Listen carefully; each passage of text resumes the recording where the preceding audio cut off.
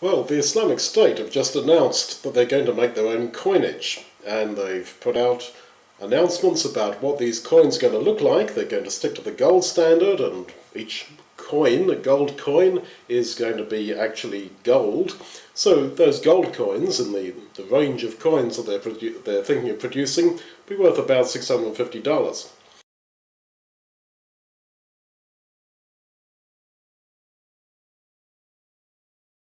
So then, why am I excited about this? Why I'm excited is because it seems to me that this is accurately fulfilling Bible prophecy about the mark of the beast. Now, I gave a presentation about this a couple of months ago, and we looked there in Revelation 13, where we read that in the last days there's going to be this entity, the beast, who dominates the land, or the earth.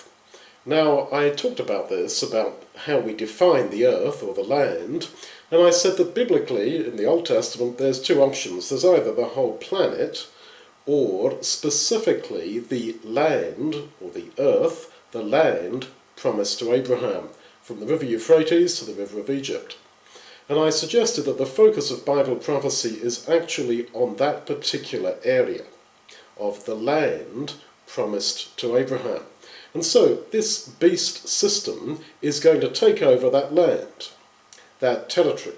And what's so exciting, although very worrying from the short-term perspective, but what's so exciting is that the Islamic State organization appears to be an entity that could fulfill those prophetic requirements. And then once that system is established, the Lord Jesus is going to come back and destroy it. And it's therefore a sign of the second coming of Jesus. Now, in Revelation 13, we read that this entity has got a mark, or a seal. And that seal, I suggested in my presentation a couple of months ago, is the seal of Muhammad. And it's to be placed on the hands and on the foreheads. When you look at the photographs of Islamic State fighters, you will see that they have this sort of rough hand-drawn circle on their battle gear, on their headgear, and a lot of them are wearing rings that have got this same sort of stamp or seal on it. And that is the seal of Muhammad. And that's why it's a roughly drawn circle, to imitate that seal. And then written on it, there is the core of the Islamic faith, that there is one God and Muhammad is his messenger. And I suggested that that seal of Muhammad, which is the identity, as it were, of the Islamic State, that it is that which is in fact, or could be, the mark of the beast. And unless you accept that sort of corporate identity, as it were, then you shall be killed, or you shall be unable to trade. And what I said a couple of months ago was that I could envisage the Islamic State introducing coinage or some form of currency that was stamped with this mark of the beast, with this insignia. So you can understand why, having sort of gone public and said that and written that and put it up on YouTube a couple of months ago, well, I was pretty excited when I suddenly see these coins have been suggested, and you can get pictures of them off the internet. And then I sent them off to an Arabic-speaking friend of mine just to check it out. Like, what's written on the coins? And he wrote back to me, yeah, sure, it's written. There is one God, and Muhammad is his messenger. So then, this sort of corporate identity, which the Islamic State has continued onto these coins. Now, the Quran itself says that the true believers will have this mark in their forehead.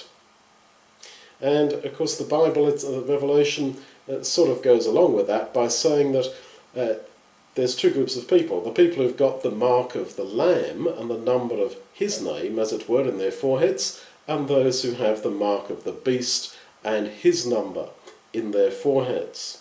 And that mark is the number of a man. And that man, I think, is pretty clearly Muhammad, because this the huge emphasis of Islam, or Mohammedanism as it was earlier called. And in fact, if you look at my book Islamic State, or you go to islamicstate.info, chapter 5, I type out there the word Muhammad in Greek, and if you add those letters up, you will find they come to 666 by gematria, that is, whereby each letter has a numerical value. So I think there is definitely this connection between the seal of Muhammad, which is so much part of their calling cards, part of their corporate insignia, and the mark of the beast.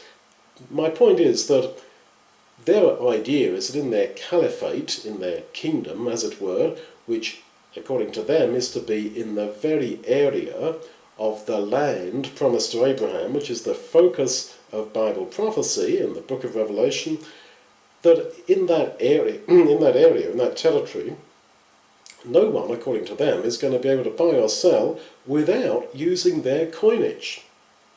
And their coinage, their coins, have got this mark of the beast, this seal of Muhammad, on them. Now, there's another few significant things that I found looking at those coins. And one of them is that you would have expected that coins of an Islamic State would have some reference to Mecca and the mosque there, but there isn't. What there is a picture, an inscription, as it were, a line drawing inscription of the Al-Aqsa Mosque in Jerusalem. And that's in keeping with the theology of the Islamic State, which is increasingly to de-emphasize Mecca. I commented about this in another presentation, and to emphasize instead the significance of Jerusalem. You can understand why that is, because Mecca's in Saudi Arabia, and the Saudis at this moment are part of the coalition that is bombing the Islamic State. So they're not going to pop off to Saudi Arabia, to Mecca, to do their pilgrimage. Their focus is upon Jerusalem, and they have actually put up billboards. Their fighters of the Islamic State have put up billboards saying, Al-Quds next, Jerusalem in Arabic, Jerusalem next. Their focus is very much on Jerusalem. They want Jerusalem as the capital of their caliphate, or their kingdom. And there's another coin in this set of coinage that they're proposing to issue, which has got a map of the whole world. They believe that the whole planet should be under Islamic domination. And there's another one that's got a sword on it, as another coin that's got a sword on it. And it is the symbol of jihad, of holy war. Joel 3, in the last days, sanctify or make holy war. And that is what these guys are quite clearly doing. So then, the focus upon Jerusalem, which I've mentioned a number of times in these presentations about the Islamic State as something that we should be looking for, because the Bible prophecies about the last days are, as I've said, particularly about the land promised to Abraham, but they are even more specifically about Jerusalem. The whole of the Lord Jesus' Olivet prophecy, Matthew 24, Luke 21, Mark 13, is all about Jerusalem. Actually, there he is standing on the Temple Mount, and he says to the disciples, "Guys, all this is going to be thrown down." And they're like, "Well, when? What are the signs that this is going to happen?"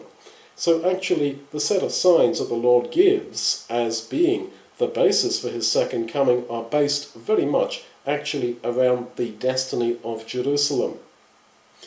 When you come to Revelation, and you read from Revelation chapter 6, the seals, you are also reading full of allusions to the Olivet prophecy. And again, the focus, I suggest, is upon the destiny of Jerusalem. And I've said so many times in the studies on Revelation that the whole of Revelation is just full of Old Testament allusion and quotation. And if you go back to the context of a lot of those passages which are the source for the book of Revelation, you go back to those Old Testament passages, they're talking specifically not only about Israel, but specifically about Jerusalem. Now, there's something else that's very interesting in relation to these new coins that are being released by the Islamic State, and that is that at least two of those coins are definitely consciously mimicking Israeli coins. There is the Islamic State's coin with palm trees on, and an Israeli coin has likewise got those palm trees on.